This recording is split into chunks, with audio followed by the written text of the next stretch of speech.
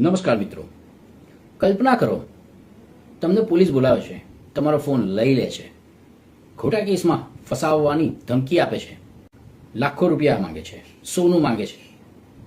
જો આવું તમારી સાથે થાય તો તમે શું કરશો? જનશક્તિ માનવ અધિકાર એસોસિએશન પાસે એક અત્યંત ગંભીર ફરિયાદ આવી છે.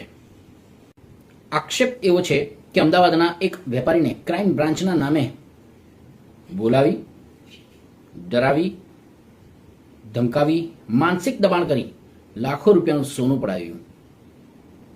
ફરિયાદ મુજબ કોઈ સ્પષ્ટ એફઆઈઆર બતાવવામાં આવી નથી, કોઈ કાયદેસરની નોટિસ આપવામાં આવી નહીં. યાદ રાખો, કોઈ પણ તપાસમાં તમને અધિકાર છે એફઆઈઆર વિગતો જાણવાનો, વકીલ સાથે સંપર્ક કરવાનો, પૂછપરછનો કાયદેસરનો આધાર માંગવાનો, પુરાવા માંગવાનો. ડર, અજ્ઞાનતા ભ્રષ્ટાચારની સૌથી મોટી શક્તિ છે.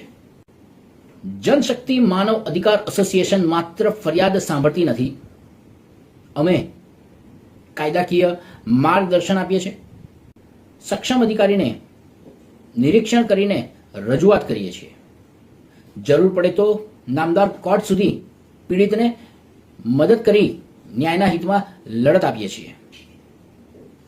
અમારું ધ્યેય એક જ છે, અન્યાય સામે કાયદેસરની લડત. જો કોઈ અધિકારી પોતાના પદનો દુરુપયોગ કરશે, નિર્દોષ લોકોને ડરાવશે અથવા ભ્રષ્ટાચાર કરશે તો હવે લોકો એકલા નથી. અવાજ ઉઠશે, પુરાવા આવશે, કાયદેસરની કાર્યવાહી પણ થશે. તમારો અધિકાર જાણો, જાગૃત બનો, અન્યાય સામે ચૂપ ન રહો. સત્ય માટે અવાજ, ન્યાય માટે સંઘર્ષ.